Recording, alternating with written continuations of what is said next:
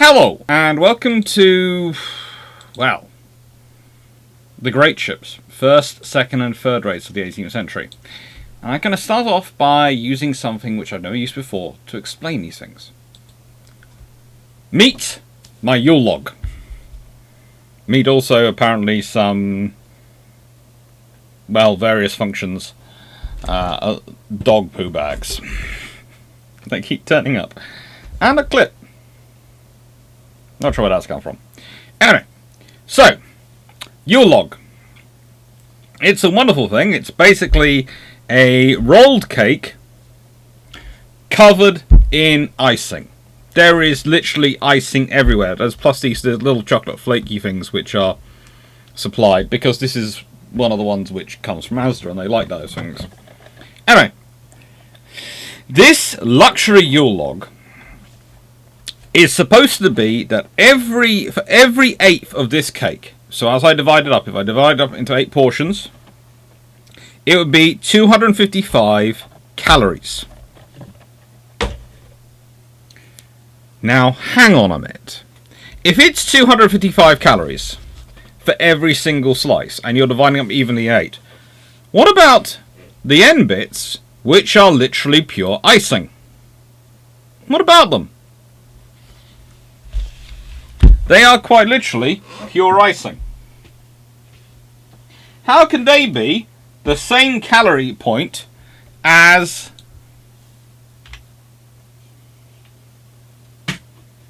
the middle, as the piece in the middle? They can't be. They aren't. In reality, that is an approximate figure. That is an average given to you to help you plan out and roughly work things out. It's not a realistic figure. It's not the truth. Not a single piece, if you divide it up into 8 here, would be 255 calories. They might be within a extent of that, but not a single piece would actually be 255 calories. And this is the point I'm going to be making a lot through this. That whilst things are presented as they are, and are presented as standards, the reality is far more averaged, theoretical, for planning purposes only. Doesn't make them wrong, it just means they're a factor of that for reasons different than we might necessarily presume in modern days, when we are very concerned with exactitudes, especially when it comes to our warships. So,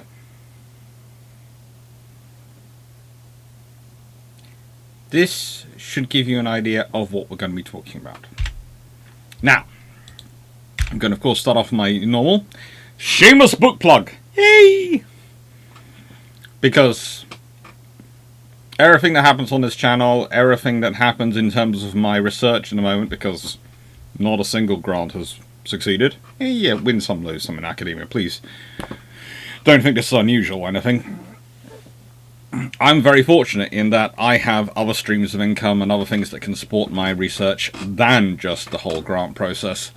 But not all my colleagues are the same, so I'm very fortunate. And I have you. But yes, shameless book plug, because it's income from the channel, it's income from this, which is going to allow me to do more research this year, and keep going on research and keep growing it. Now, the point to make about Ships of Line is they are 150 years in the making. In fact, they're more, because that's just the time it takes to grow a great oak to full maturity. Theoretically, you can start harvesting oak once it's 80 years old. Preference is to wait till it's at least 120. If you can, you want to wait till it's 150. To give you enough of the really important, really critical oak inside. And you will go around and maintain the forests for that. So, to put this another way, when we're talking about Nelson's fleet at Trafalgar, which had some ships which were 30 years old, 20 years old in them, some which were much older, HMS Victory. If we go back to her construction, if we consider that she is laid down in 1759, take off 3 to 5 years for seasoning for some of the woods, so that takes us back to 1754, and then take it back another 150 odd years for some of the pieces of wood in here, because remember, she's a first rate, so she's definitely going to get the best quality wood. And you go back to 1604. Okay? If we put that in another context, that oak had started growing when James VI and First was on the throne, i.e. James VI of Scotland, the First of England. He literally became King of England in 1603. So that oak had been planted when he was on the throne. And as he ruled until 1625, and then succeeded by his son, who, as we all know, wasn't exactly the brightest tool in the bush. Mixing several metaphors there, just to make the point. Who was on the throne till, well, 1649. All of it was planted when there were Stuarts on the throne of England. And by the time it's being used, by the time it is being used in the Battle of Trafalgar, well, we have not just had the interregnum, we've not just had his own son, we've not just had Charles II and James II, we've had William and Mary, we've had Anne, we've had the Stuart queens and kings go away, and we've had the Hanoverians come over, and we've not just had George I, we've not just had George II, but we're actually in the reign of George III. In fact, it gets even more interesting when you consider that HMS Victory, laid down in 1759, launched in 1765, is pretty much therefore built in the reign of George III. He is, okay, technically his coronation's in October 1760. So, well, no, coronation September 1761. He takes over in October 1760. So, it takes a long time to organise a coronation in those days. Pretty much his reign. That's a lot of things that have happened in that time. And yet, during that time, Britain has developed an industry and a system to maintain these trees. And not just Britain. Other countries are having to go through a similar process. In fact, you can almost argue some of the French wars of expansion that Louis XIV puts forward, that other French kings, and later on Napoleon himself will be doing, are for capturing a very vital resource. Forests. Timber. That might seem strange to you to think about today, but if you consider these trees take 150 years to grow to get the best ones, and they have to be at least 80 years old before you can use them, that's a lot of effort. And it's not as if you don't use a lot of them. You do. And then you've got the various parts of the ship which are quite precise, which you want specific bits of the tree in specific shapes to use, so you can have them be strong pieces of wood. Because it's best if you can work with the grain. This is why the trees are surveyed on a regular basis. Britain's not just surveying the trees in Britain, by the way. No. They have people out. Part of the timber markets are going into the wilds of Scandinavia to look for mast poles. They have people going all across North America. In fact, that's pushing some of the efforts into the 13 colonies. Is put in by the Royal Navy going, we want wood for our ships. It's actually a thriving industry. If you go to Surrey, where I'm from, there is this wonderful pub called the Surrey Oaks. It's right in the middle of the area where they used to gather the wood from Surrey together to take to the dockyards. And it still has, last time, pictures of Nelson's fleet and all sorts of things on the walls of paintings. And it's a wonderful, wonderful pub. But you go in there and you really can feel the history.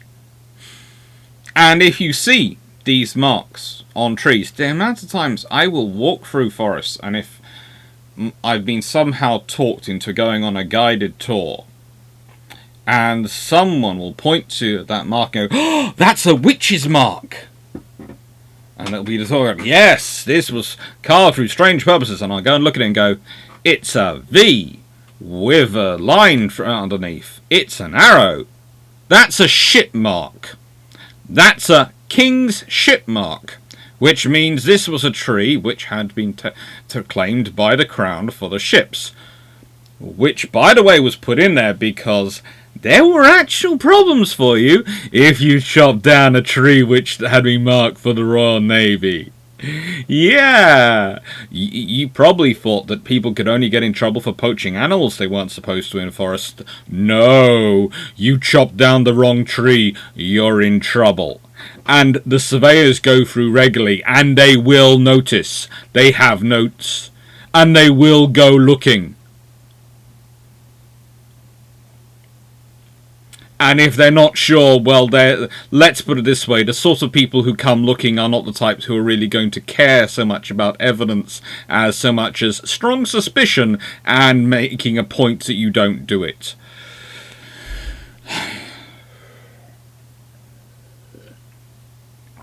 It's one of the really interesting things in British history, even in the time of Pepys, etc., when there is this huge amount of corruption. And I don't care what you think about current days in terms of corruption of governments, etc. That really doesn't matter. I can honestly say, compared to the time of Pepys, where many flaunted it flagrantly and completely in front of the public, and no one batted an eyelid, it was just expected, it's different. It's not as bad. However, there is one area where it was considered problematic. You did not interfere in the wood supply for the shipyards. If you got the contract, yes, you were allowed to pad the contract, make money, that's fine. But if good quality wood and the required amount of wood didn't arrive at the dockyards where it was supposed to, and if those dockyards found themselves selling too much of that wood as offcuts made into furniture, etc., for a profit for their craftsmen, it was soon found out and was dealt with. Again, the people who came along were people who, how do I put this politely, were sent to make a point. You can all think about this. There are times where you send people whose purpose is to investigate a crime, find the guilty parties, and see that they come to justice. That is a very, very nice thing, and that is a very proper thing. There are also times in history where people were sent who, whilst they'd hopefully find the people who were actually the culprits, they were going to make a point about why you didn't do it. And usually the culprits were pointed out quite quickly to them, because you see, there is this thing of we're going to close circles, we're not going to give information out, and then people turn up who make the Spanish Inquisition look like a mildly peaked tea party. The sort of people who, well, can,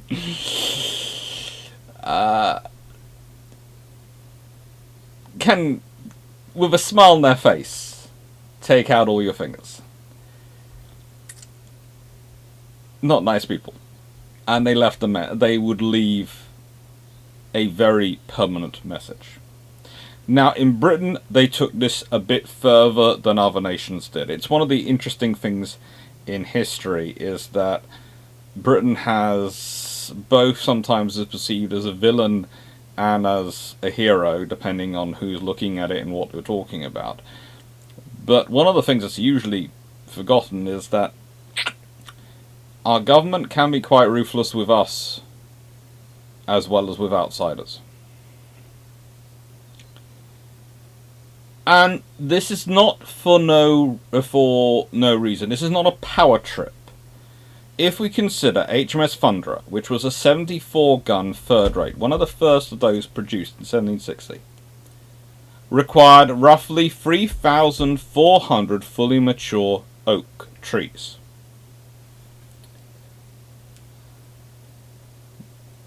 When you put all the wood together, barring masts, and this is, you get to roughly 2,400 tons on a ship which probably fully loaded in terms of cannon, etc., was probably not far off 2,600 tons. 2,400 tons of wood.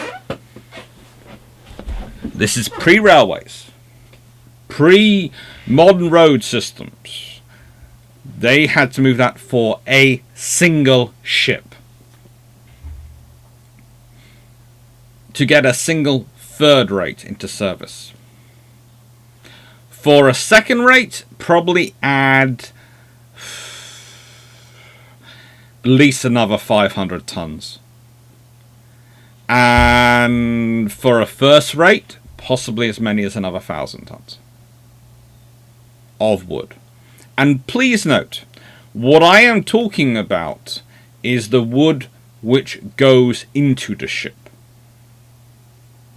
Not all the wood which gets delivered to the yard. And again, different countries have different practice on this. Britain was very much of the policy of trees go to the yard then deals with them.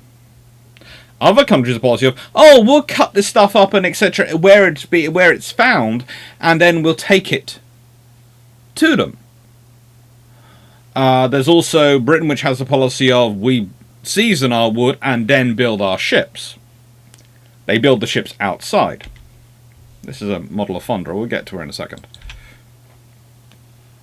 They build the ships in open dockyards. You know, on open slips. Not covered. And there's a great debate about this, because if you build them on a covered systems, you can season them on the frame. Which, of course, allows you to get them constructed a lot quicker, especially if you consider, well, again, we go to Victory. She's laid down in 1759. She's launched in 1765. So if you consider you need 3 to 5 years to season wood, she's under construction for 6 years. You could have started off by, you could have been seasoning some wood as well, because you need to it for some of the later bits, so they would be seasoned by the time she launched. But you could have started building with green wood if she was built undercover.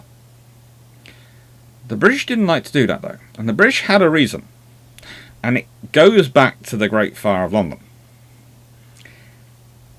Quite simply, the British were worried about building undercover because it was all wooden, and if it went out and started burning, there would be no easy separations between the ships under construction and the wood piles. And they worked very hard to make breaks between all these, so that if you had a fire in a dockyard, it was unlikely to spread. This does not mean it doesn't always spread. There are times when it does. There are some pretty major fires in dockyards.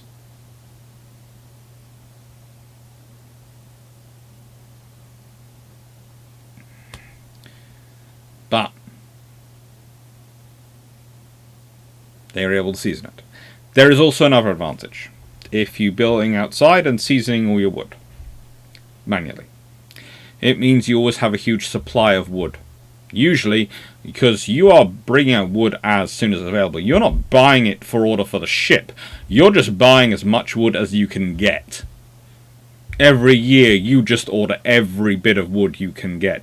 Hence, the contracts are quite so massive. Hence, the potential for people causing issues for these contracts are quite so large. And you stockpile it. Still, during the 7 Years' War, Britain nearly went bankrupt in terms of wood. During the Napoleonic Wars, twice more, Britain nearly goes bankrupt. It's a constant process. And it's a constant process of planting trees as well. Think what I said. The trees for HMS Victory were planted, that was used and built mostly and used in the reign of George III, were planted in the reign of James I.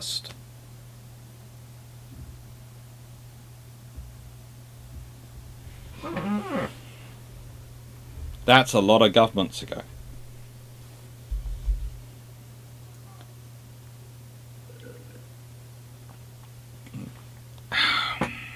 Think about that today. Think about trying to get governments to try and plan 150 years in advance. It was difficult. And honestly, we didn't do that well for quite a long time. We didn't. You have oak being used for quite a lot of ships, but they had larch eventually supplemented and even replaced oak entirely on some ships. It's found to be quicker growing, and that's why you have all these larch plantations all around the United Kingdom. Again, wherever they could plant it, oak, plant larch, they did. These are some of the woods you can see on this map here, and this, by the way, all comes from this rather excellent book, The Wooden Fighting Ship. Building the Wooden Fighting Ship, James Dodds and James Moore. And it's a really lovely book, and I really do enjoy it. But the sheer scale of the effort that goes into this side of the program cannot be overstated. And it cannot be overstated as part of the technological process. Again, this is a part of the understanding of technology. You cannot do technology without the resources to build the technology. You could not have all these ships if people hadn't been planting trees and hadn't been starting to manage them. And quite a lot of those trees planted pre this period, so during this period, etc., are planted almost by hapstance. It's later, and it's the reign of Charles II, when tree planting starts to get really, really professional. It's already been starting to go around for a while, so please don't think it's just suddenly new. No, there had been a fairly large number of, what can I say, upper class types. Not usually nobility, but usually quite rich gentry, who'd realise that, well, warships are never going to go out of fashion, neither are ships. But it takes forever to grow the trees. But there again, it doesn't take much effort to keep a forest in good nick.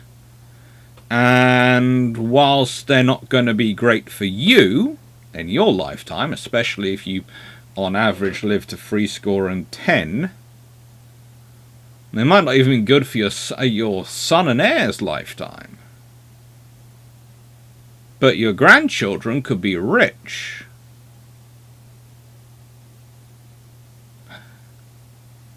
We owe a lot of our security and success in that period to people who decided that oak trees, well, were that era's version of Bitcoin.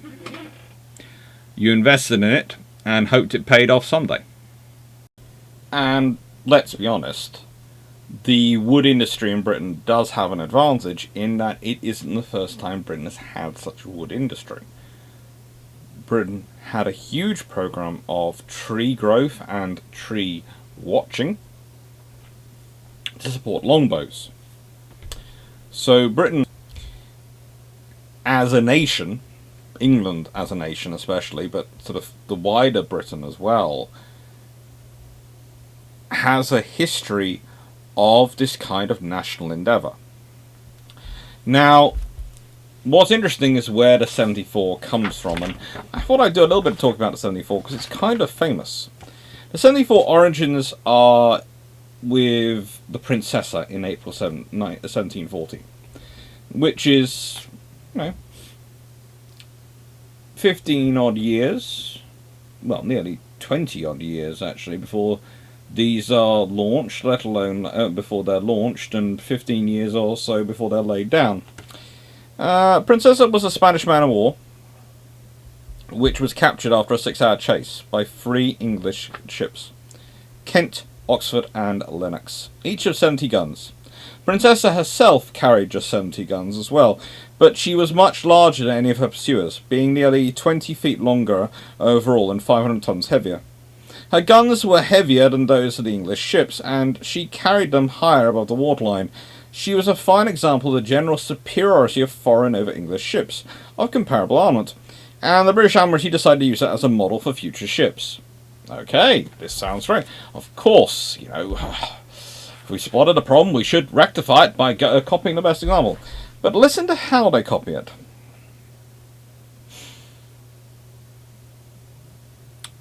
So, with the collaboration of several master shipwrights, and in accordance with the establishment of 1719, that was 21 years old at this point, Royal George was laid down to her lines at Woolwich in 1746. Despite her 70 guns, Princessa was considered too large to be the basis of a third or second rate.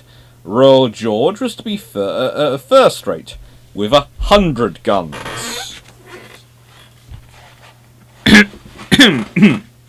Okay. So, yeah, we're copying the Spanish ship. Honestly, Gov, it's the Spanish ships we're having to copy because they're so much better than us, so we're copying her, but we're building it as a first rate with 30 more guns. That both sounds like you're doing something better than the Spanish, but at the same point it sort of goes,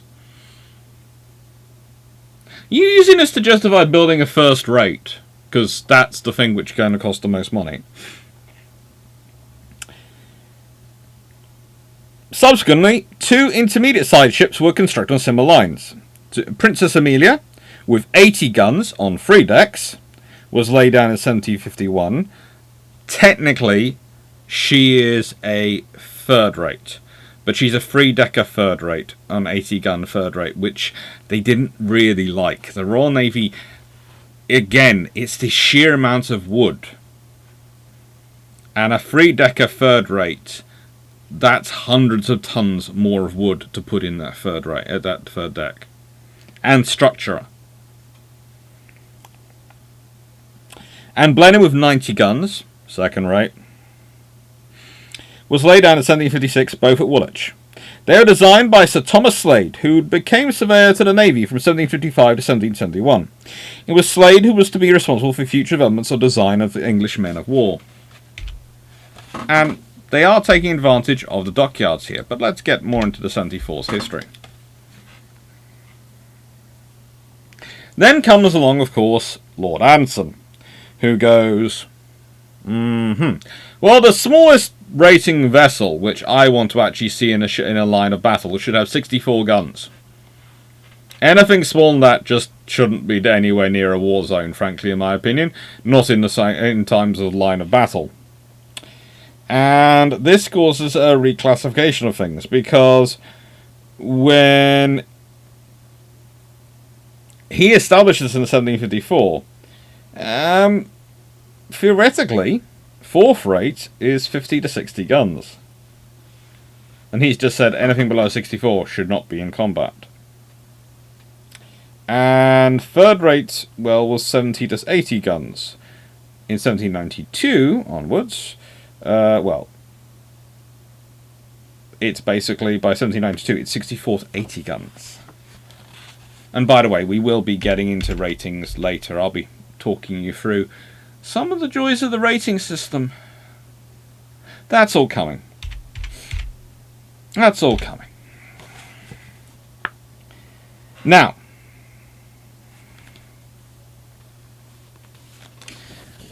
they keep on refining these ships, and they keep on working through them.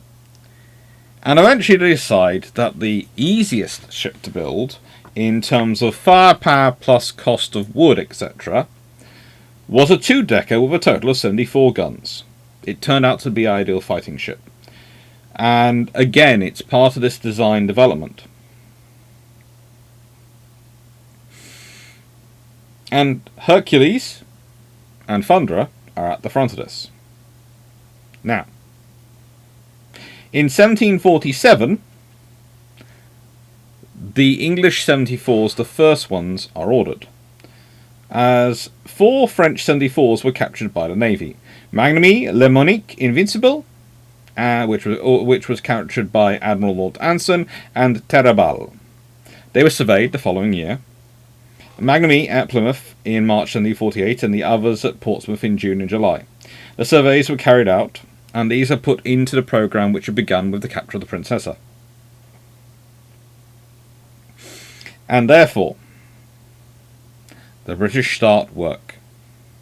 And they start work thinking things through. And they're working through what exactly they want their ships to be. They're looking at the best of the English ships, they're looking at these captured 74s, they're looking at the Princessa, they're looking at the ships they built off the Princessa. And so they start work. The drafts for a whole new generation of ships were drawn by Sir Thomas Slade. Shrewsbury, Norfolk, Dublin, followed by Resolution, Mars and Warspite. Originally ordered as 70s but were changed to 74s. The first 3 in November 1755 and the latter in April 1756. Excluding Culloden, the first ships designed as 74s, Hero, Hercules and Thunderer, were all ordered in July 1756. So if we consider that, the British have suddenly gone from having no 74s to ordering not 3, not 6, but 9 in quick succession. Why? How can they do this? How can they suddenly churn around and go, hang on, we want to build something different. We've been building all these ships for years. We've got all this process in place. How can we change around? Well, it's thanks to this. It's thanks to the infrastructure. And again, we talk about the ships of the line, we talk about the great frigates, we talk about the things that they come from, and the frigate-built ships, etc., and the galleons, and the galleon-built frigates, and the frigate-built galleons, and how everything grows into right ships, raw ships, middle ships, small ships, all the systems, and the attempts to classify them. All these things have grown up, and are capable to be done because the infrastructure has come along with them. Again, it's an advantage, but it seems to be a quirk. Embedded in many ways thanks to the interregnum. Thanks to parliamentary control of the nation and the way a parliament would control the nation rather than even a interesting parliament, and then Cromwell himself, who was a parliamentarian, would, at his heart, would control a nation rather than the traditional monarchy had before it. It's something to think about, that Britain does have this sort of watershed moment. And the fact is, when Charles II returns, what he realises is you're putting a crown, a monarch, at the head of the Parliament in the on the basis of an interregnum period. You are not reverting to the pre-interregnum nation, which is what James II doesn't realise. James II still thinks they're kings, like the Stuarts were kings. But really the Restoration is far more about that transition. And really it's a watershed moment in the transition from British monarchies reigning rather than ruling. Yes, they still retain an enormous amount of power. Charles II, please do not get me wrong, I'm not saying he's weak and he's dependent on Parliament and all these things. No, he's really powerful. But it's forever started to shift the process and the sands forward. And from that point onwards, Parliament is never going to give back power. Once you've given politicians power, they never want to return it. Principally because they honestly do believe they can work better in your interest than you can. Or at least that's what they tell themselves. Some of them actually do believe that because they're good people and they think they can do the best things for you. And some are, interesting. But the point is, the power's not coming back. But this has meant that things like inspectorates have been established. Standards have been put in place. Qualities are there. Infrastructure has been built in these dockyards and these facilities. And Britain has an advantage in that its dockyards can all be got to nice and easily. Maybe by the sea, i.e. you can float materials around to them, or down rivers to them, but they can all be communicated with. And they are communicated with regularly. Even in 1790s, even in the 1750s, even in the 1650s. A royal dockyard, building ships for the Royal Navy, could expect to be visited by powerful persons, sometimes persons of actual empowerment to visit them, sometimes just powerful persons who are in the area, on a fairly regular basis. And to be honest, under Charles II, it got even more strict. Because there were issues. There were the Dutch Wars. And the Dutch Wars didn't necessarily go the way of the British. In fact, the Dutch won some of them. And this was scary. This was the shock. We had the infrastructure. We'd been investing in the oak. Why then were we lost? We had the ships. We hadn't mobilized the ships. Why hadn't we mobilized the ships? Because of money. Because we hadn't had the things in process. So we were caught without ships mobilized. Oh. From this point on, it becomes very difficult if the guard ship isn't manned. The guard ship is not considered necessarily the best posting in the world. It's a good peacetime posting, though, for an officer to keep in pay and to keep earning experience. Turning all your ships into ordinary, i.e. into reserve status, is no longer viable from that point onwards. But there's also a fact that Pepys is having to deal with issues. Pepys comes in and he's basically empowered to sort out problems. And his biggest problem as a whole is he has to explain to people who are not as smart or as committed to public service as he has, or even...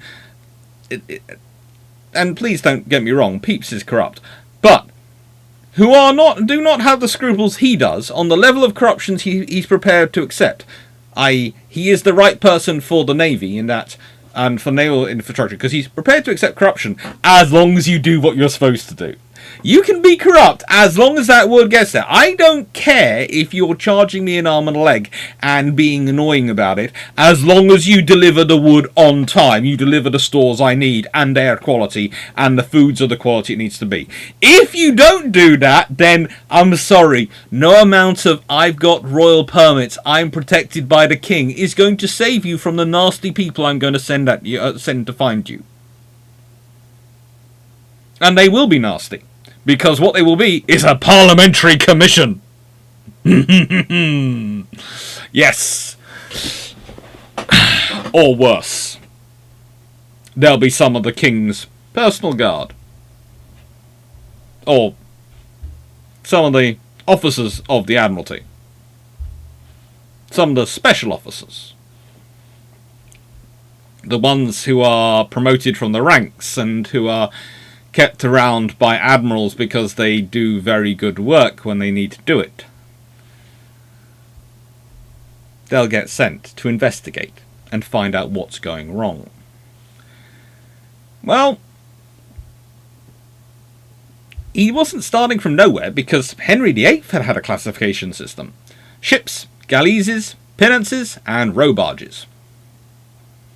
This evolved into royal ships, great ships, middling ships, and small ships.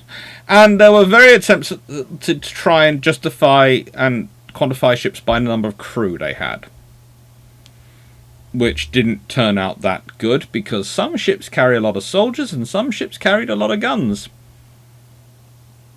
But very few ships carried both. And so Pepys sits down. And he has two reasons he's drawing up a system. He's responsible for providing estimates and budgets to give to Parliament so it could fund the Royal Navy. And he was getting annoyed with the stupid questions being asked by the other gentlemen in Parliament.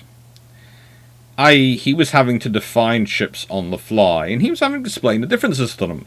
Because they were going, well, a ship's a ship's a ship, so surely this ship costs this much and this ship costs this much, and we can therefore buy free of those small ships for the price of that one ship, we should buy 3 of these. And he was going, no. Because guess what? The size of guns matter, etc. And he's not someone who comes to the Navy from a nautical background. He's someone who comes to the Navy from the background that he's going to know his job thoroughly inside out. That's how Pepys survives. All the things he does survive in his life is because it's very rare you can find someone who has as much knowledge of his role and duties as Pepys. It's his defense mechanism. He will know it backwards, forwards, sideways. He also wanted to make his job easier. He is fundamentally quite lazy. And make it easier to run the administration infrastructure of the Royal Navy. So as a result, Pepys wanted to be able to do within reasonable accuracy. There are lots of people who go, he wanted absolute accuracy. There is no way you're getting absolute accuracy of the system, and I'll be explaining why, but Pepys knew that. Remember what I said about the system that's being running at this time, how there's an acceptable level of corruption going on?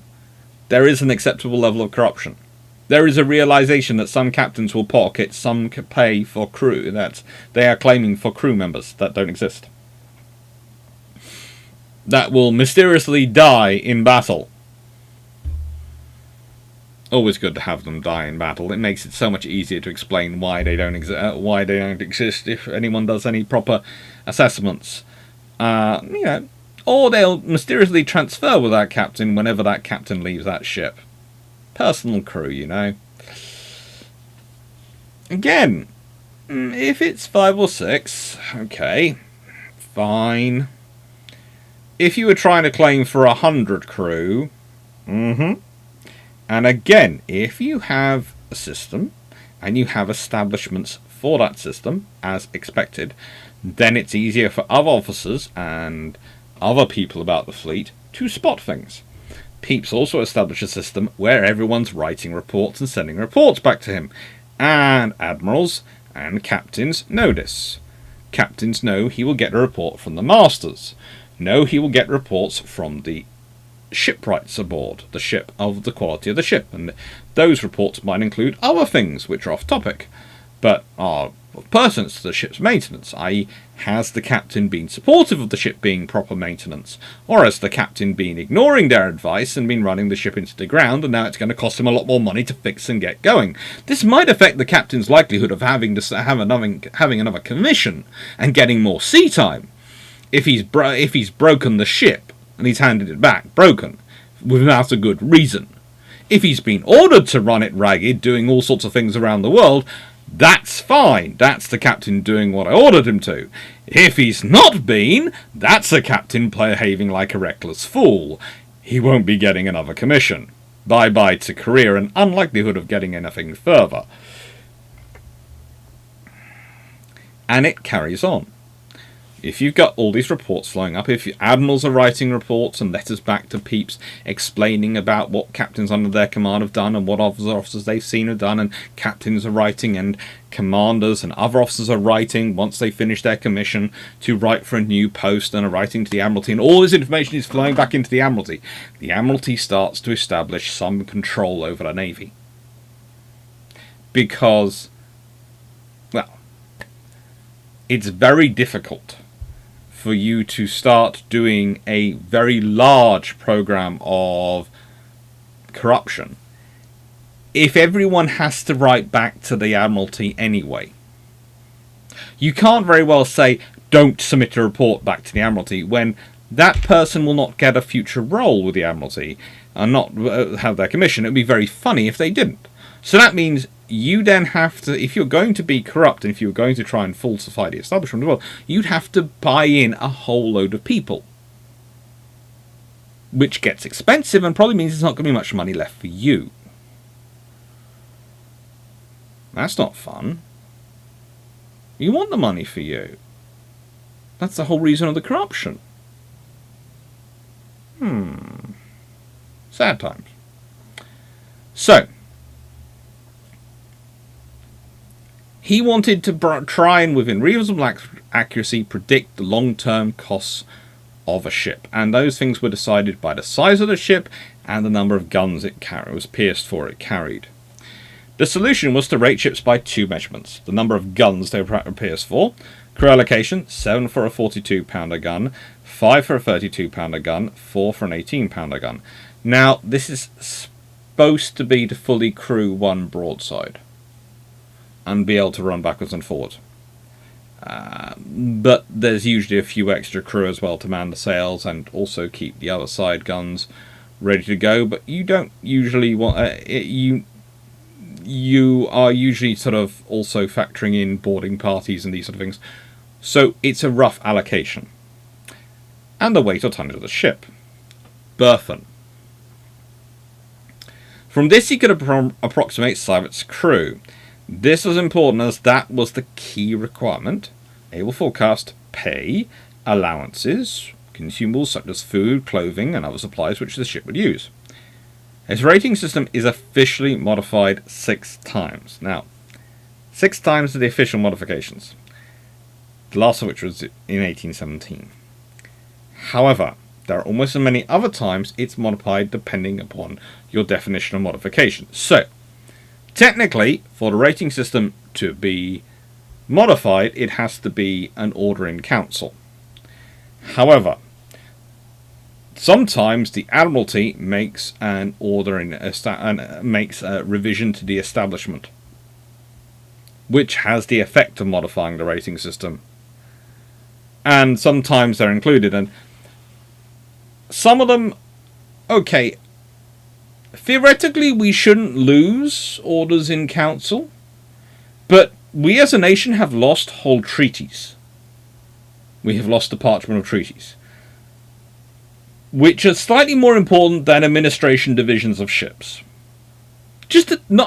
I know I'm any other story, this might be shocking for me to say here, but the treaty text is slightly more important. So, yeah, we're going to say officially 6, and at least as many other times it's been modified in its history, so I'd say about 12 times it's been modified.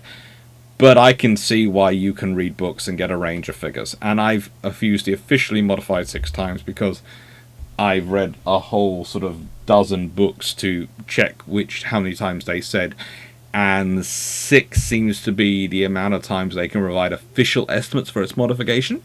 Some websites list 9 times it's been officially modified. Others list other times it's been establishment has been modified.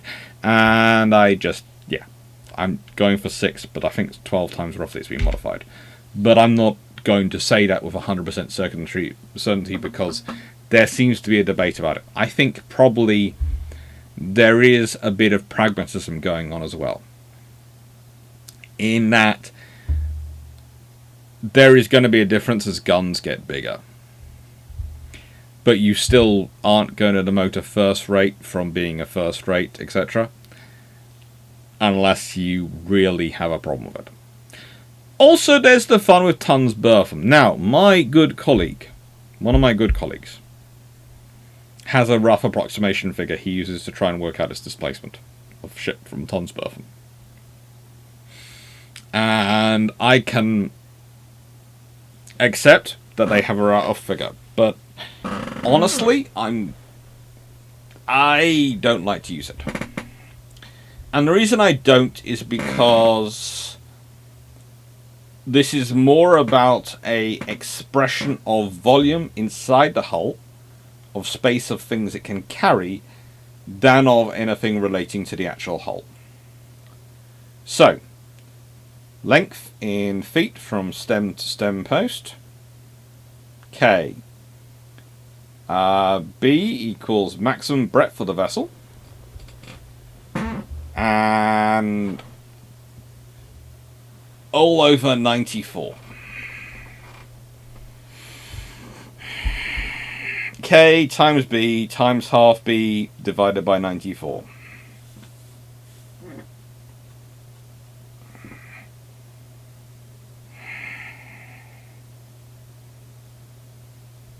It's a figure. So, here we have the Master of Ordnance, Sir Thomas Critchley, and his comment in Nicholas Rogers' Command of the Ocean, 2004, page 221. In that the officer of the ordnance cannot gun His Majesty's ships otherwise than as the natures and weights of the guns His Majesty. In simple terms, that whole number of people that are allocated per gun is completely and utterly, it's an estimate, it's a guideline, it's not an actuality. And there is a reason why things change as they do, but if you notice and look through it, third rate starts off as 56 to 70 guns, but second rate 64 to 90, and first rate is 90 to 100. What's the difference going on here? Well, first and second rates are 3-deckers. They have the mighty 3 decks, which is a powerful position, but also heavy to build. Third, fourth, and fifth rates, but usually just for third, fourth, and fifth are often 2-deckers. But as time goes on, fifth rates become more and more single-deckers, along with sixth rates.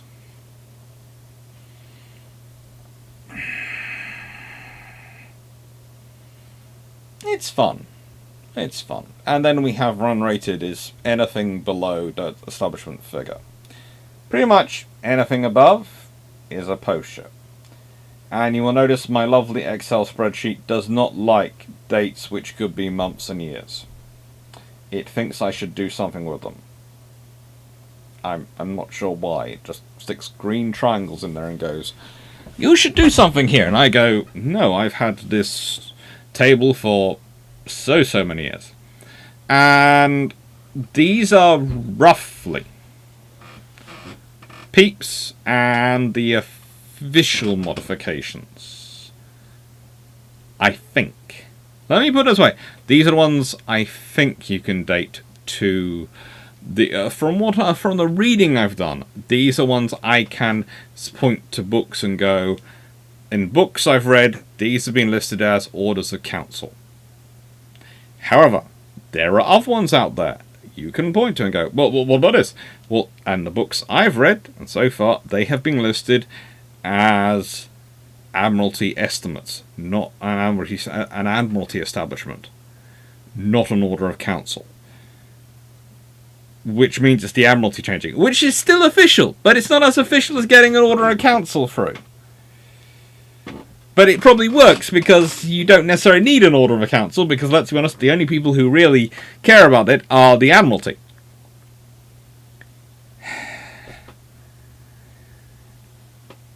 British politics. Okay, let's just leave it alone. British politics. Now, before we get into looking at the ships proper, fourth rates were considered ships of the line until 1756, which is when our good friend Lord Anson basically goes, no, no, no. Cannon are usually what are counted, and they are the guns which the ship is considered pierced for. Carronades didn't count until 1817, when Order of Council changed this so that they are counted. Which usually explains why suddenly we get ships which are 140 guns, etc. in 1817, when they were 110 guns or 120 guns in just a year earlier. It's amazing.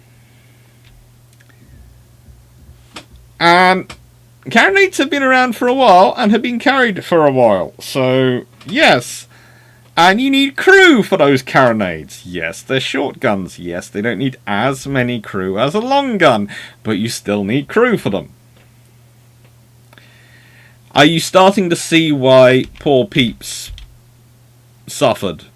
So, this man suffered running the Royal Navy. It was not a fun post. Being in charge of the administration of the Royal Navy is not a fun post. Anyone who's had to do the job, Secretary of the Navy, really, as a rule, deserves a lifetime supply of iron brew, and probably at least 3 months a year being sent somewhere nice and tropical and quiet and far away from paperwork, and leave the First Sea Lord to run the paperwork and have to deal with the stress until they get back. Then when they come back, the First Sea Lord will probably at that point demand at least another 3 months off themselves, as well as possibly demanding that the Secretary gets an ordered Knight Commander of the Bath and the Victoria Cross or equivalent to make up for what they've just suffered. That's not to cheapen the VC in any way, shape or form. It's just at a certain point the sheer amount of paperwork caused by the Royal Navy will start to seem like enemy action. And, of course, the enemy do actually cause quite a lot of the paperwork as well. Every time the enemy come out. So it is, to an extent, in the face of the enemy.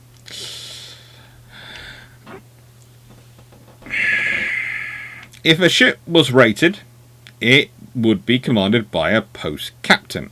Sloops, bombs, fire ships, vessels armed en flute. These could be rated vessels armed en flute, which means they'd carry half their guns or less, usually because they were being used as troop transports, were often captained by commanders.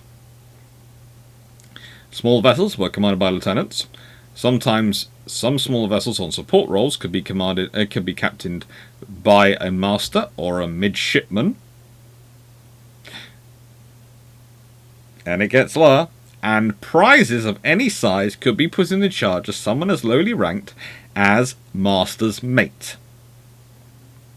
Midshipmen and lieutenants were the norm, but a master's mate would do in a pinch. Basically, you informally had 4 or 5 prize crews on your ship of people you would divide off to go with a prize. And yeah, normally it starts off with the first prize will go to the first lieutenant, your senior officer. Yeah, go take that prize. You don't want to lose your own ship's sailing master, so they'll take a junior sailing master's mate with them, and bosuns, and usually a midshipman. maybe a couple. So they have some officers to help them, and sailors. And then that'll go down. Next, you'll want to use your second or third lieutenant, depending on which one you like least. The one you like most, you'll probably want to keep with you, because you need some officers on your own ship. After that, theoretically, your most senior midshipman is your next one. And then after that, your most senior master's mate. It could well be the one sent. That's informally. If you look at various ships when they do take multiple prizes, that seems to be a pattern which turns up fairly regularly. Sometimes they get rid of their midshipman entirely first, which suggests either a captain who really doesn't like his midshipman, or just really doesn't like the idea of sending out NCOs to command, well, warrant officers to command ships. It happens. It really does happen. But again, there is a point going on here. There is a point to all of this. Please note, a post captain means that he's been first commissioned to command a vessel. So, it's then posted, that command, in the London Gazette. And it's crucial to your career. So it's not a case of there is a post or anything like that, a sort of post you go stand on. It's literally that when a commander reaches captain, they're still not considered a post captain until they've had their first commission. They might be used as a second captain on a ship. They might be used in various land roles, in dockyards, etc. They won't be considered a post captain until they've been given a command. And that command will be posted to the London Gazette.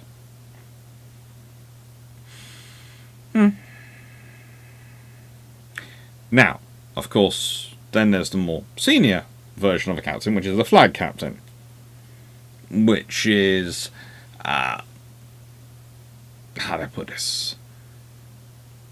When you're commanding the flagship for the admiral. Now, this is one of the areas where occasionally you will get a second captain turn up. Because you'll be on a big ship, usually a first rate, and frankly, you'll be doing a lot of work with the admiral. And therefore you need someone more senior as your second in command. So, that captain will get posted as the second captain to the ship. They won't be a post captain, because they're not. That ship is not their commission. They are being sent to the ship to assist the captain in their duties. Basically, it would be like if you'd put, what can I say, example?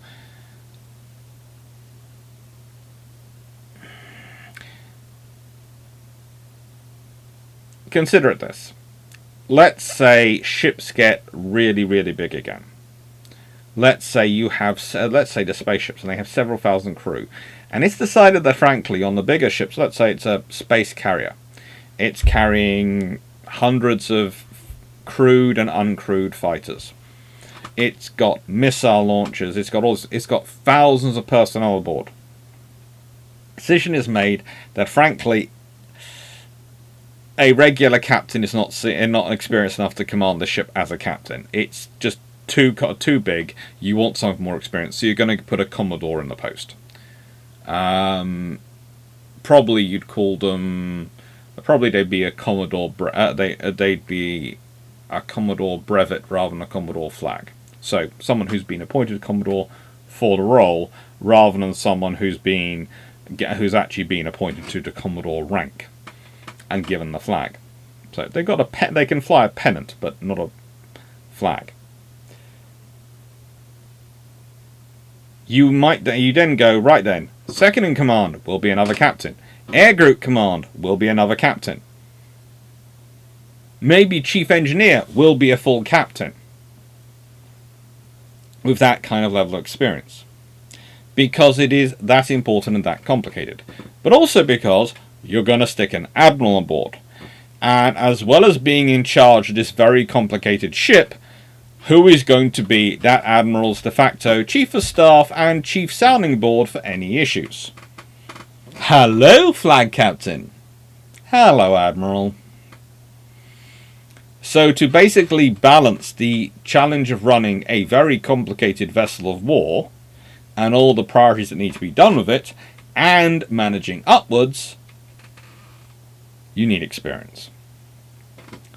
A good example of this is Alexander Hood, who was the flag captain of his cousin Admiral Sir Samuel Hood.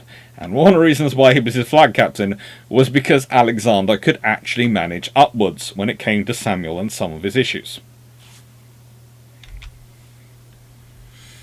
So,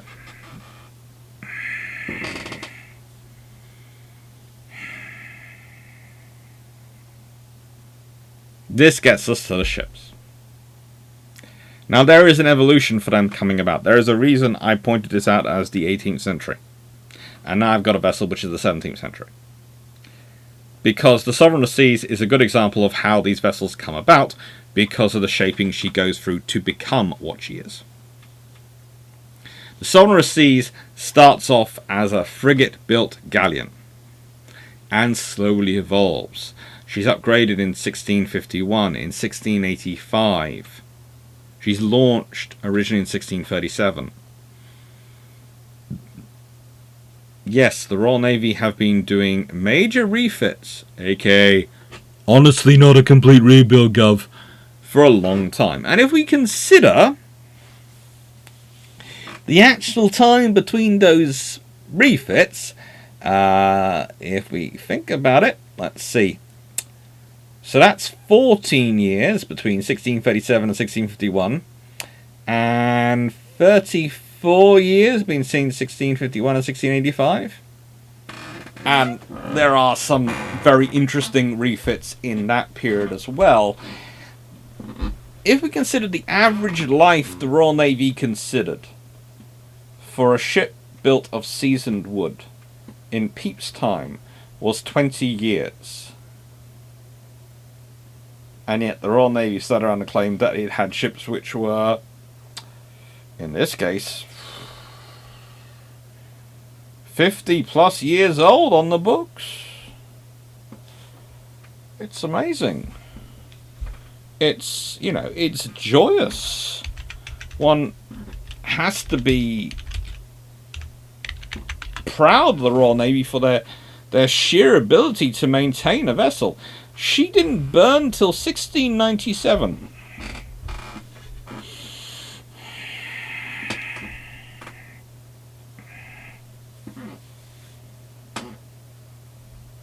She burnt on the waterline at Chatham.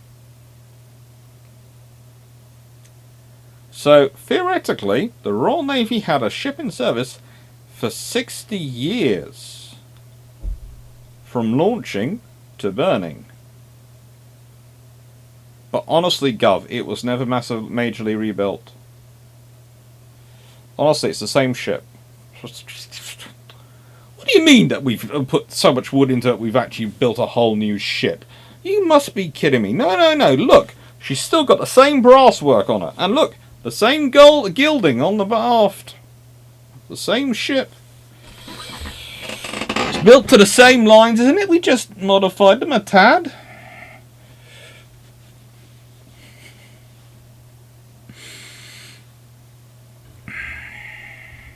She's a 90-gun first rate. And in her period, 90 guns? Yeah, that's normal. And as you can see, 3 decks of guns.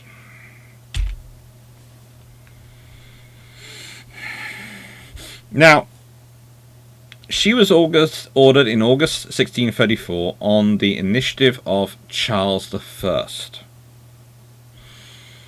Yes, Charles I. Obsessed with building ships to the point it... Well, let's put it this way.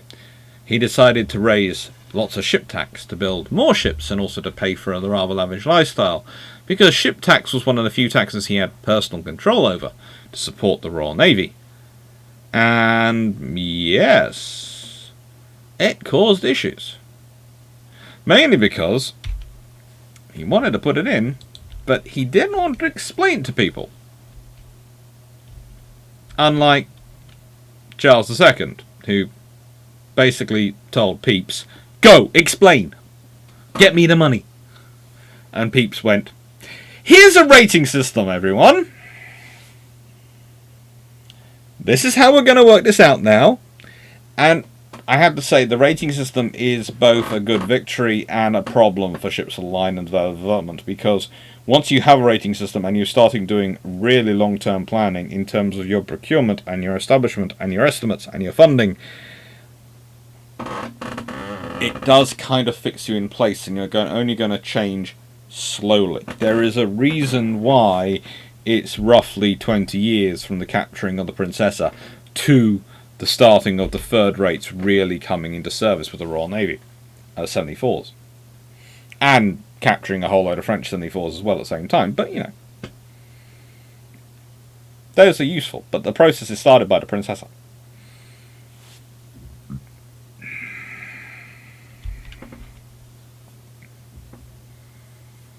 So, here are the third rate. And this is actually HMS Captain, capturing the San Nicolas and San Jose at the Battle of Cape St. Vincent on Valentine's Day, February 1797, under command of Admiral Nelson.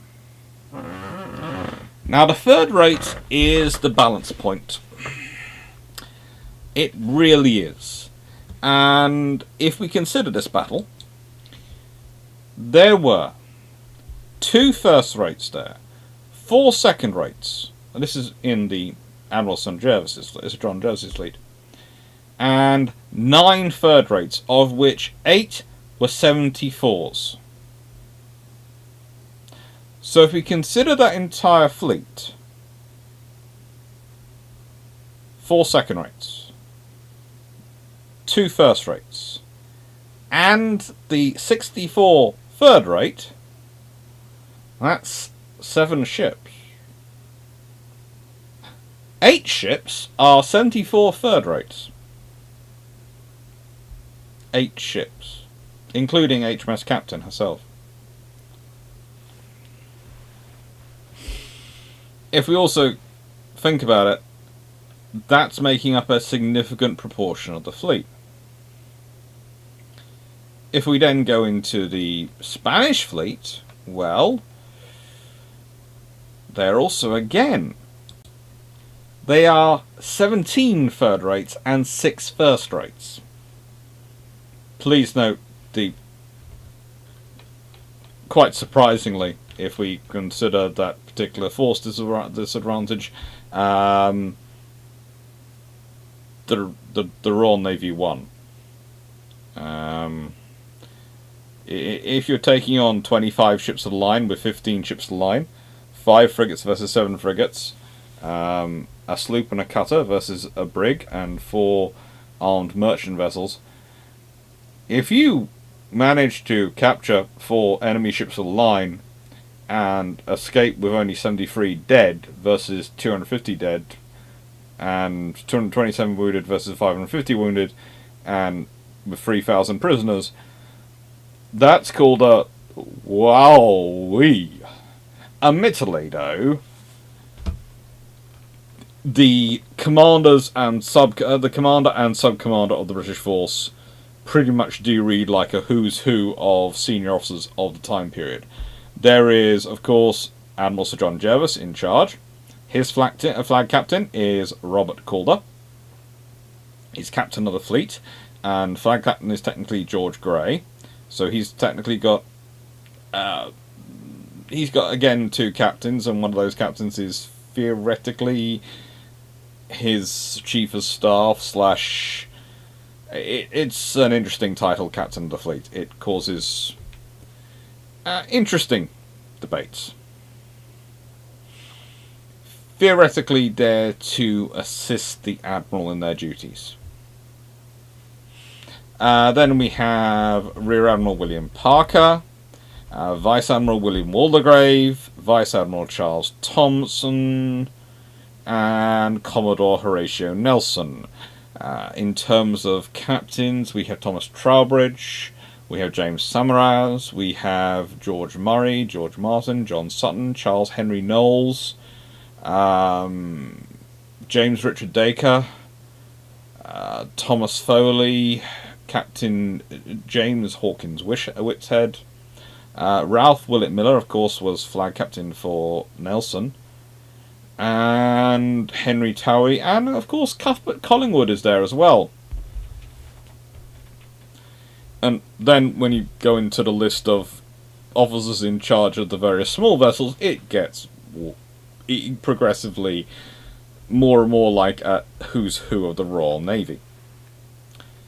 The point is, the 74s proved themselves very capable in this fight, and you know, the fact that 2 out of 4 ships are captured by 174 doesn't exactly hurt things. The San Nicolas and the San Josef are pretty decent ships as well to get captured. They're certainly nothing that anyone back home is going to be able to sniff at and go, well, you know, it was only the San Nicola and the San Josef. Yeah, that's not going to work. Of course, the San Jose is a first rate, and the San Nicolas, technically the San Nicolas de Barre, was a third rate.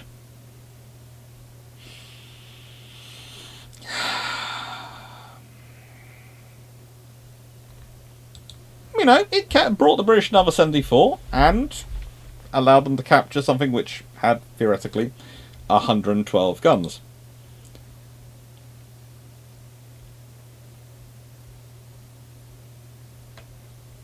It was useful, and then she was used as a guard ship at Devonport and other duties. You can still find some pieces of her around today. There's a wooden gun carriage called the Quinon is around. It's among the Valhalla figurehead collection at Tresco Abbey Gardens in the Isles of Scilly.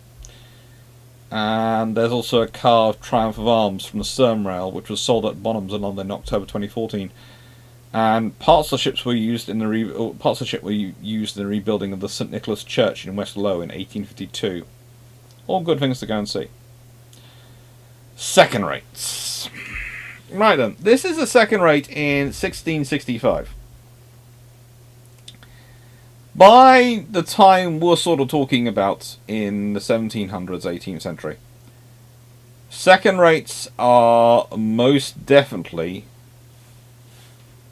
the preserve of a triple-decker. There's a problem, though. There is a problem with them. In that they cost more than a third rate. Not quite as much as a first rate, but not so much difference once you're dealing with the level of complexity to get it together. Yes, the first rate is going to cost you even more in wood and time, but frankly, it's also going to give you more guns.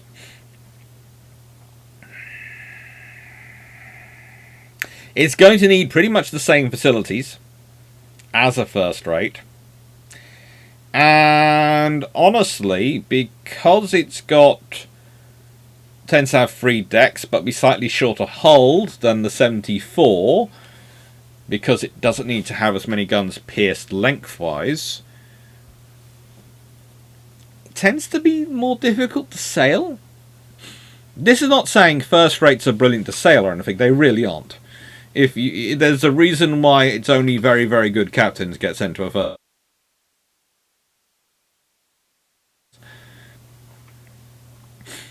You know, you don't trust something of that size with the Admiral's favourite. You make sure they can actually sail their ship and they're not going to get it taken out. But still, second rates. However, saying that, they are 3 decks. And that means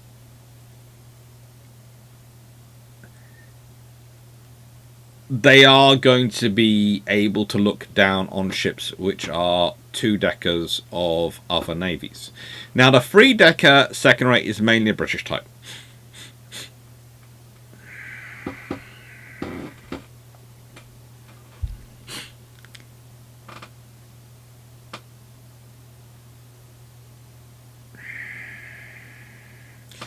As time goes on, and especially as the Napoleonic Wars draw to a close, even the Royal Navy starts to drop it down to a two-decker, leaving the first rates to be the only ships with 3 complete gun decks.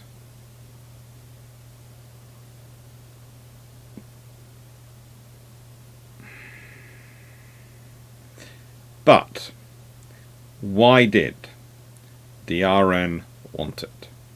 Well, the height gave them an advantage in close combat, with the further advantage of being able to withstand punishment like a first rate, but being, theoretically at least, cheaper to build and maintain. It is cheaper, but not by enough to really justify it. This is the big problem. The British build some second rates and they keep looking at building them, and they're always considering building them because on paper it should be cheaper. And that is really something which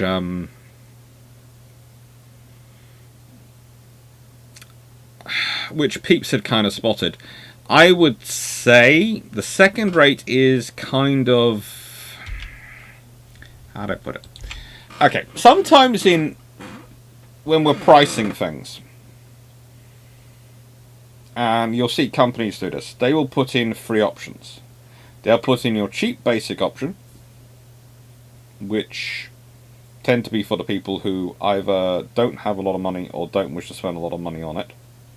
So it's the economy. It will offer the basic facilities. Probably not much of a chance of an upgrade, so you actually need to buy a newer one at some point. So actually, whilst it's short-term cheaper, long-term it probably builds up to cost you more money. If anyone wants a version of this, please look in the Vimes, Google the Vimes boot theory of economics. I think it still comes up. It was a Terry Pratchett thing. It's quite correct. Then you put in the middle option, which has some slightly more advantages than the economy, but frankly, it's not enough that much below the top rate option that you might as well, if you're going to spend the money, you might as well spend the money on the fullback for the top one. And basically, the middle option, the only people who that usually is attractive to are people who want to look like they have things better than the economy variant, but it's not a true future-proof advantage over the economy. It's just a bit of a status that you can swag you didn't buy the economy variant. And then there's the premium product. And basically the whole system is to try to design the people who can pay for the top variant to pay for the top variant. Whatever reason they want to, they will talk themselves into it. You want them to buy them the top variant. And I think that's honestly what various patterns and developers of the Royal Navy, etc., have tried to include. And that's one of the reasons why second rate has sort of become to mean something of, well, inferior or suboptimal or not quite right or not quite as good as it could be compared to first rate. The reality was, with the British built and operating ships, they were looking at second rates as slightly cheaper, easier to man and easier to maintain flagships for foreign stations. They needed flagships.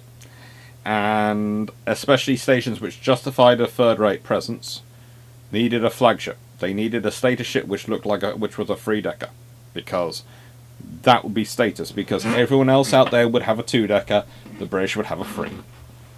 And yes, you might have the same guns. Yes, it might be the same firepower. Yes, but this is a Royal Navy ship and it's a 3-decker.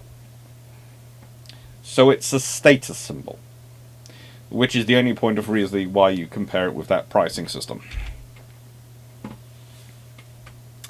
Then we have the first rate. HMS Victory here, of course, a good example. And, of course, we end up with the Battle of Trafalgar. Now again, let's consider. What are the vessels there at the Battle of Trafalgar in terms of their ratings?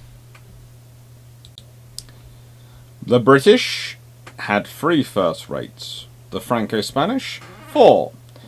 The British, 4 second rates. Third rates. The Royal Navy brought 20. The Franco-Spanish, 29. So that's 27 ships of the line versus 33. Pretty much, the advantage that the British has is that they've got superior numbers of triple-decker ships there. They really do. Which is another reason to close with the enemy. It does affect and reflect British terms of combat. Yes, the Franco-Spanish forces have more first rates. So they have more of the biggest and most powerful ships.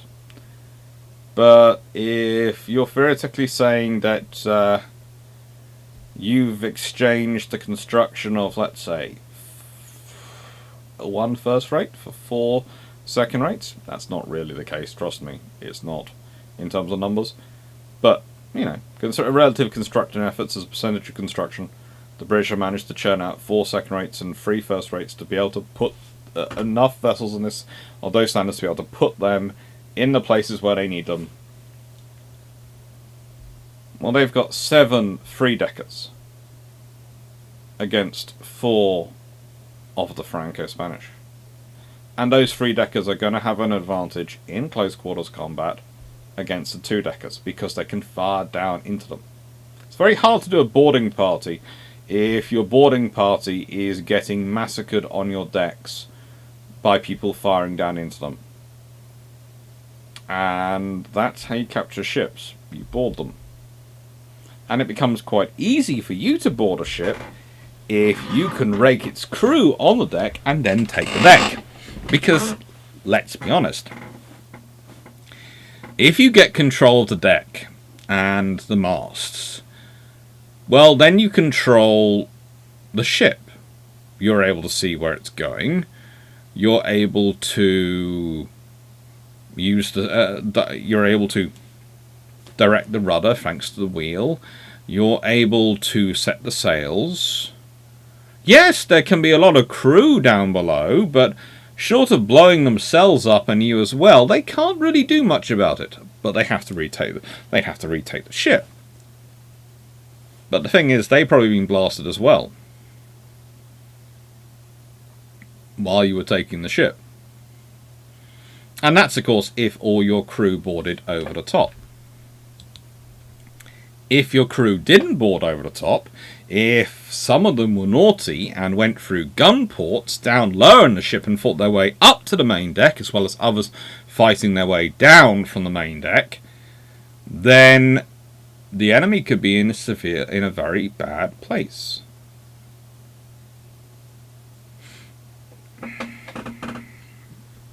There is a reason why ships are more often captured than sunk.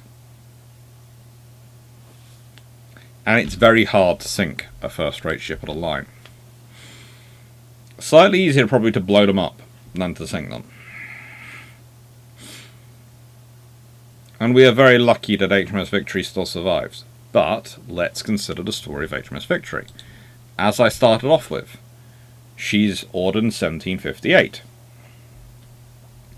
She is laid down in 1759 and launched in 1765. So that is 7 years, pretty much, from ordering to launch. And as mentioned earlier, as much as 155 years, the wood on her is already old in terms of its usage. 150 years growing for up to 5 years seasoning before it's used. Could be as little as 153.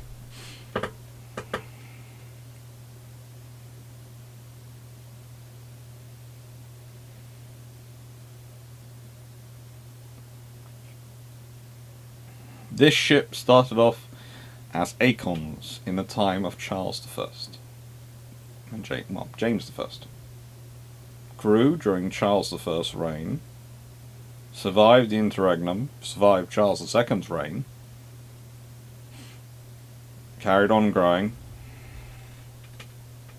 would carry on growing through William and Mary, of course James II, and Anne, and George I, and it's pretty much George II's end of his reign, George III taking over when she's cut down and then seasoned.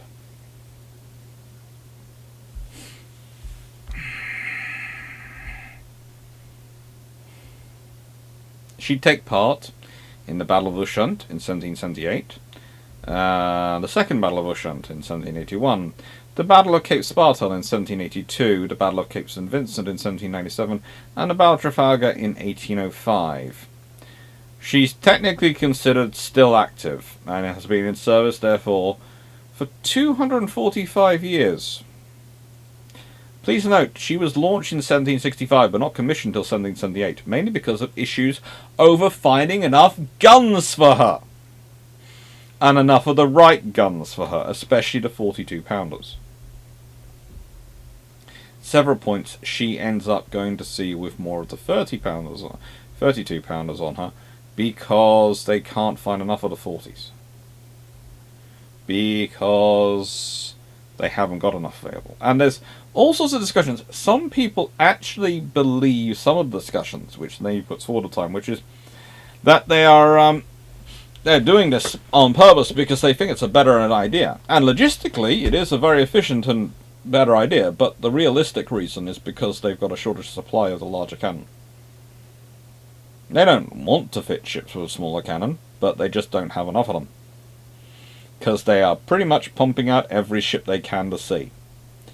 And cannon are a resource which can blow up, which can be lost, which you do need to replace, repair, fix, build anew, and keep building new ones all the time. And your foundries can only do so much.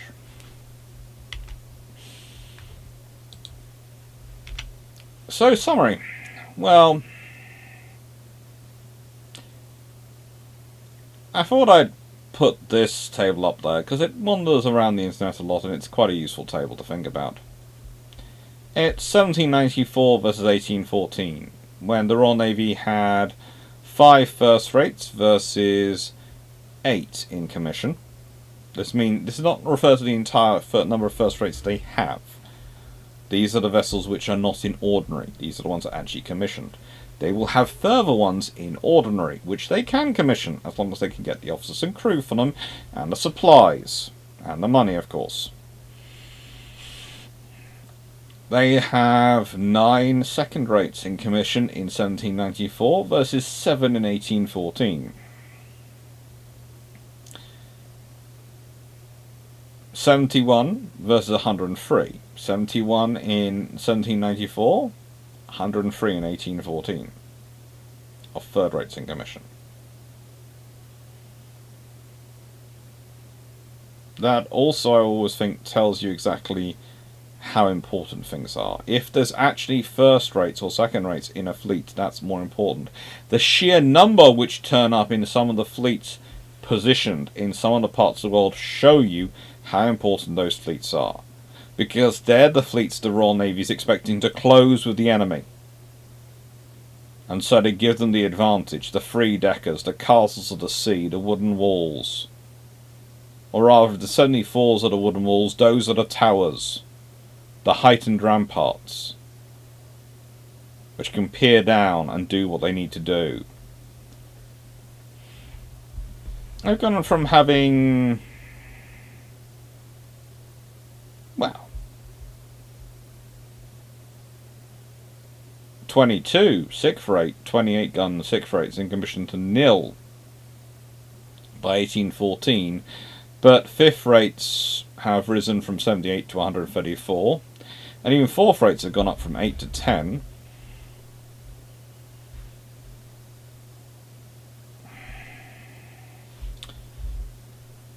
But the 20 to 24 gun 6 rates, well, yeah. The ones which basically make it in as a post ship, just have gone up to 25. And the Super Wars, the unrated vessels, brigs, all those, well, they have a lot of them. A lot of them. At least 76, well, 360 Super War unrated vessels in the service in this period.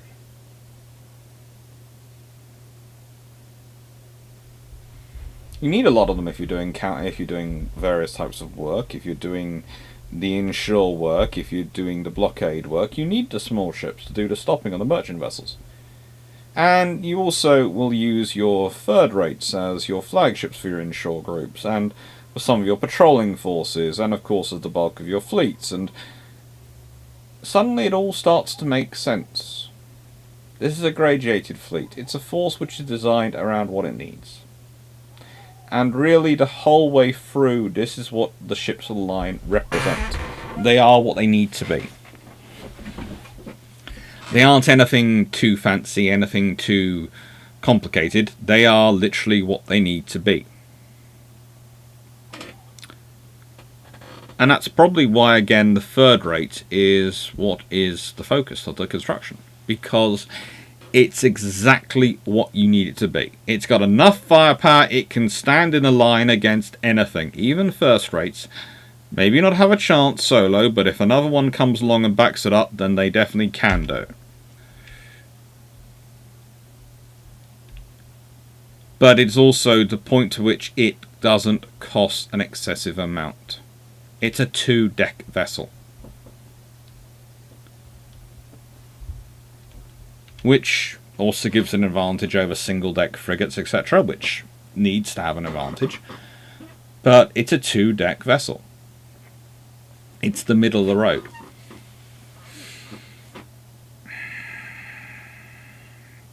But all these things come about because of a great development in infrastructure and administration. You will not get the expansion of the fleets you do without the administration going back hundreds of years. It starts off with Henry VIII, but let's be honest, really gets started in 1677 with Pepys.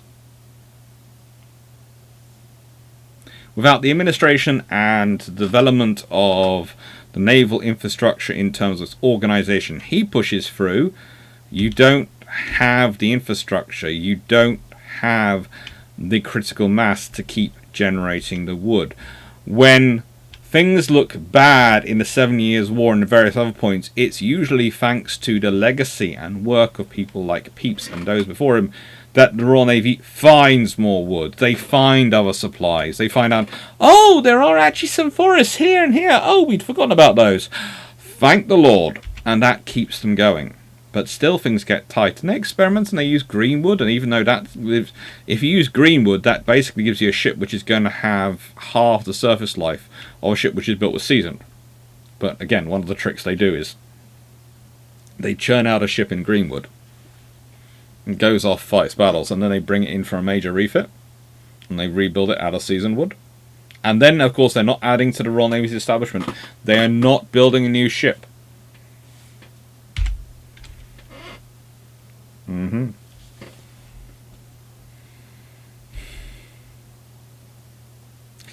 without all that infrastructure, if we look at this dockyard, what can you see here? You can see huge warehouses for making rope, for storing wood, for it to be seasoned and dried. Huge piles all the way around there of wood just waiting to be used. Because think about that. You're storing the wood for 3 to 5 years before you use it. If any of you are constructors who work in constructing, buildings, etc., imagine if you were having to store the wood you were going to use in 5 years' time now. Think about all the wood you still use to this day. Think about how much space if you were going to be storing the wood for in 5 years' time. and next year you'd be storing the wood for the 5 years after that, and the year after that you'd be storing. You'd always have to have 5 sets of 5 years worth of wood in stock. Usually 6, because you've also got the year you're using, and then you've got the year you're buying, the stuff you're buying to replace it in 5 years' time. So you'll have roughly 6 years worth of wood in stock at any one point. And then think, for just the third rate, we're talking 2,400 tons of wood, plus masts.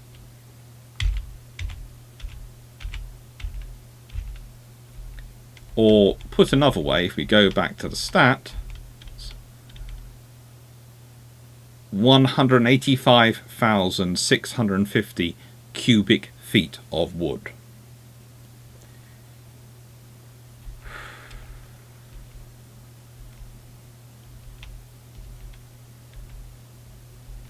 Think about that. If you're planning on building over, let's say, if you're planning on churning out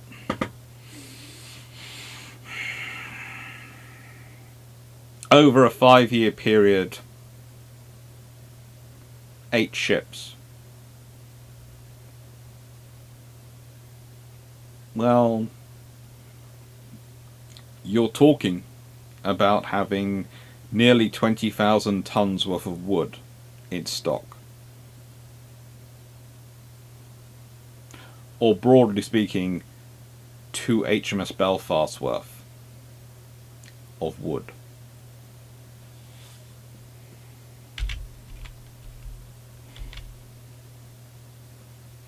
Right, thank you. I hope you enjoyed it.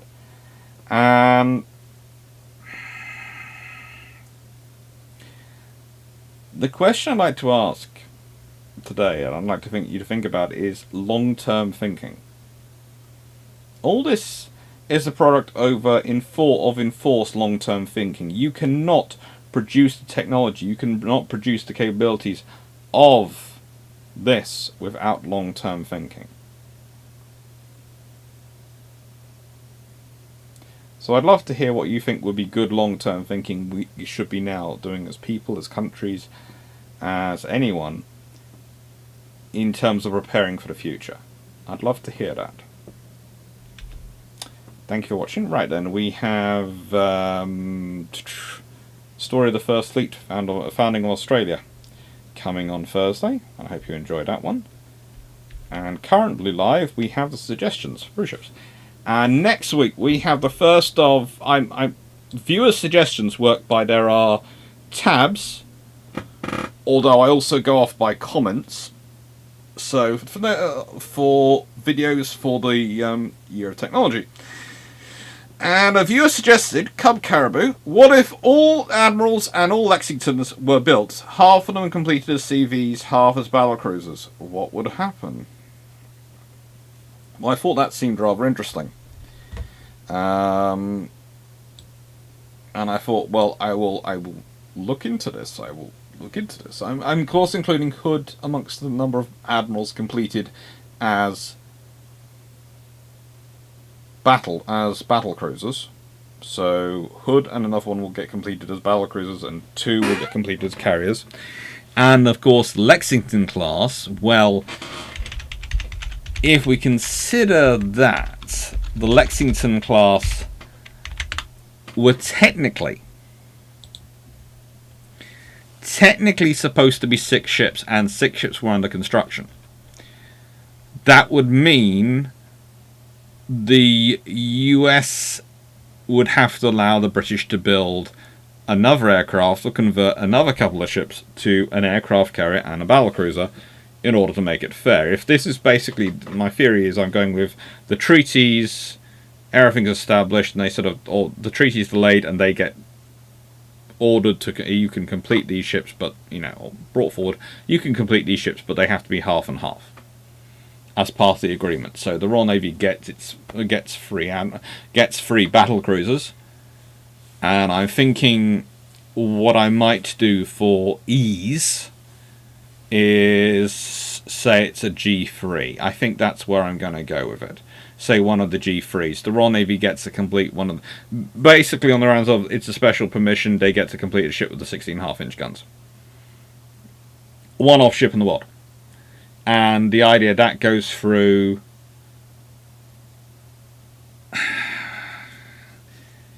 and that's sort of the completion, that's the requirement thing, along with one of them gets converted into a carrier. So you get one G3 carrier, 2 Admiral class carriers, 2 hoods, and a G3. Yaren at that point would have 6 battle cruisers, including Tiger. And 3 fast carriers. One of those battle cruisers would have 16.5-inch guns. But we'll leave that all to one side. That's going to be next week's discussion point. Thank you very much for watching. Hope you enjoyed, and take care.